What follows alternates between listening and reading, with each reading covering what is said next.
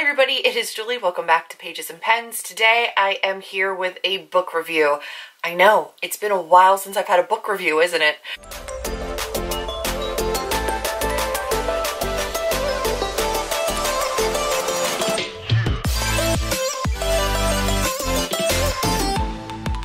Today I am here to talk about The Price Guide to the Occult by Leslye Walton. For those of you that do not know, Leslye Walton also wrote The Strange and Beautiful Sorrows of Lavender, which is one of my favorite books that features magical realism.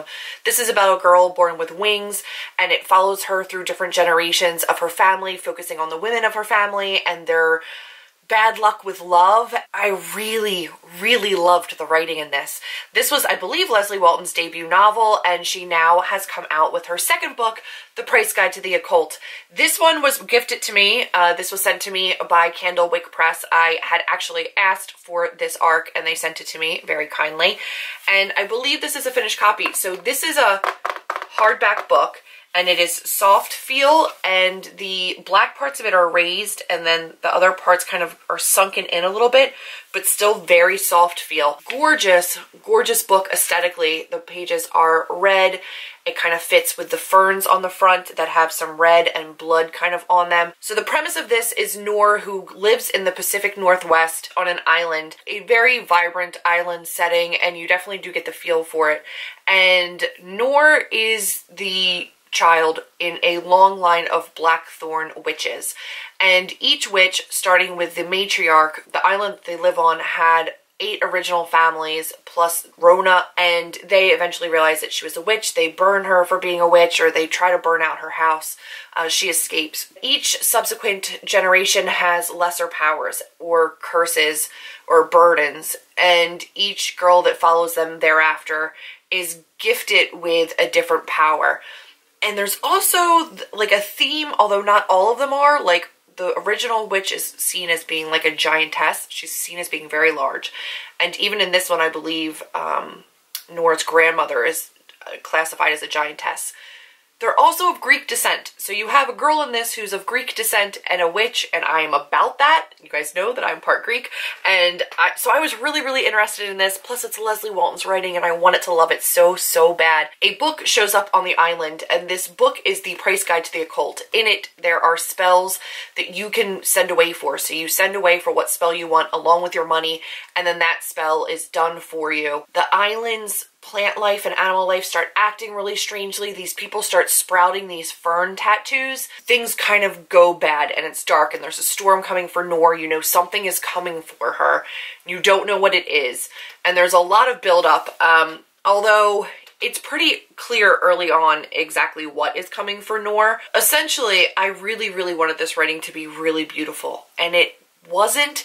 The pacing for me was very off. The pacing was very slow. The build up to the climax took the majority of the book. The climax was all of 5 pages at the end of the book, and really didn't come to fruition the way that it should have. It was, I mean, obviously with a whole book of build up and then 5 pages of the actual like battle and climax, things were rushed, and it felt really weird.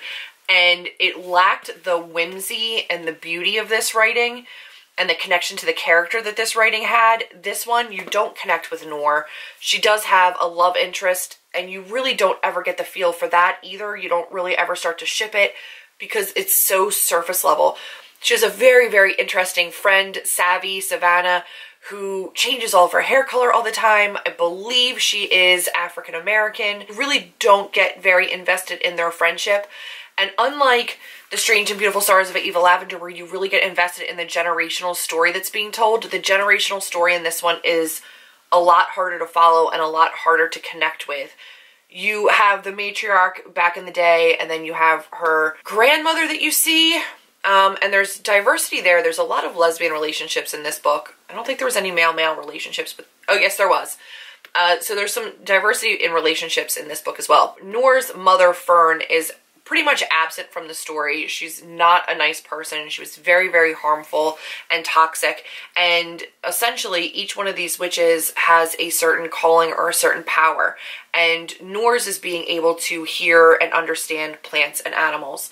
And her mother's is something completely different. She's very charismatic and captivating, and she can basically make people do what she wants them to do. Starting with Rona, the original Blackthorn witch, there is a curse kind of on their love life.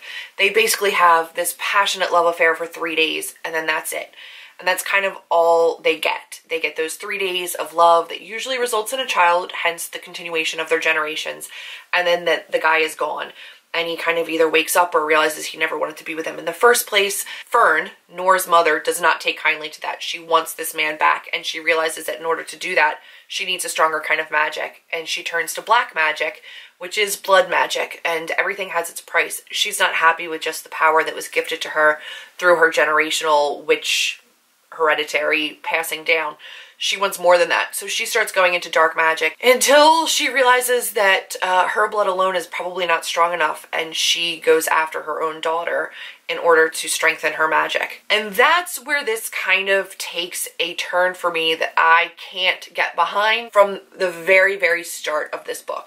I'm talking like page 1 or 2. We have like a preface, and then literally chapter 1, the very first page of chapter 1, so we're into the current story, I already have comments that on that page, immediately, there's references to self-harm. Nor, the main character of this book, has scars that cover her body. And she talks about these scars as if they're living, breathing things. They signal warnings, etc. And the scars become something that she wants to hide, but that she also kind of secretly covets. And some of them are not self-inflicted, but the majority of them are.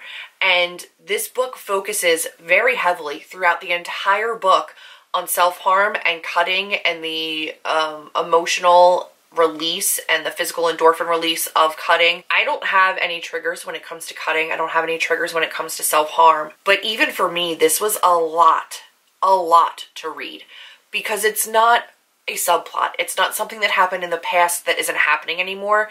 It's very present, and it's very much a large part of the plot. Throughout this whole battle that's coming, she can't really arm herself, because most of the things that she would use to arm herself, she wants to use to hurt herself. There is a lot of bloodshed in this book, and a lot of kind of gory parts of this book, and a lot of that she witnesses reminds her of the blood she spilled by her own hand, etc. Do not recommend this book for anybody who is not in the right mental state to read this. I don't know if it would be beneficial to see yourself in a main character who overcomes her cutting, kind of, sort of, maybe, eventually in the end. There's a hint that she might have, but it's not a survivor story in that sense.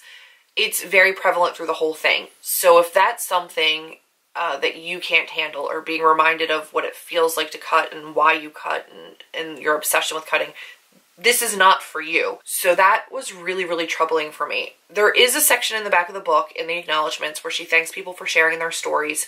There are also multiple pages that are exclusively at the end of the book for where to go for help if you want to harm, or if you know somebody that you think is harming themselves. There's a whole bunch of references of where you should go if you're considering self-harm. That said, that's all at the back of the book. There's no warning at the beginning of the book that this is going to center around self-harm. And there's nothing in the synopsis that says it's going to center around self-harm. It's very clear, like I said, from page 1 of the beginning of the book, that there's going to be self-harm in this book, but I don't think that you should have to wait that long to figure it out. I'm just going to read you the first page, because I think it's important. So if you have triggers for self-harm, I don't want you to read this. I don't want you to have to hear this. So I will put a timestamp in the bottom when you can start listening again. Nora Blackburn wasn't afraid of blood. There were several things she was afraid of, but blood wasn't one of them. This was fortunate, because when she picked up the shards of glass from the cup she had dropped, she cut her finger, and it bled. It bled a lot. For a moment too long, Nora looked at her finger and watched the blood well up and trickle into the sink. It reminded her of how in the past she had sometimes been careless with knives when loading the dishwasher or chopping vegetables for dinner. It was a way to cause pain without appearing to do so deliberately. It was a way to disguise spilled blood as accidental. That's the first page. Pretty indicative of the way the rest of the book kind of goes. things like that don't stop. I think that it's really important for people to note that if you have self-harm or cutting triggers, that this is not going to be the book for you. And then sadly, unfortunately, even after that, with that being a non-issue, I just don't think it was well done. I don't think it was well fleshed out. I didn't feel a connection to the generations. I didn't feel a connection to the main character. It didn't have any of the life that this book had. Really lacked in the plot development of the conflict, in the execution of the resolution and the final battle. It's a gorgeous book. I'm going to keep it. I did annotate it. I think it's gorgeous. I want it on my shelf because it's beautiful.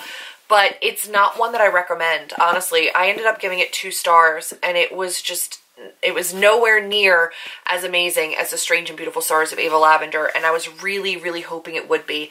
So, unfortunately, I think that it comes without the trigger warnings that it needs at the beginning of the book, and I think it just suffers from having very underdeveloped characters and an underdeveloped plot. Not my favorite by Leslye Walton, which really, really bums me out. I'm probably going to be a lot more cautious about going forward with her books if this is kind of the direction that she wants her writing to go in.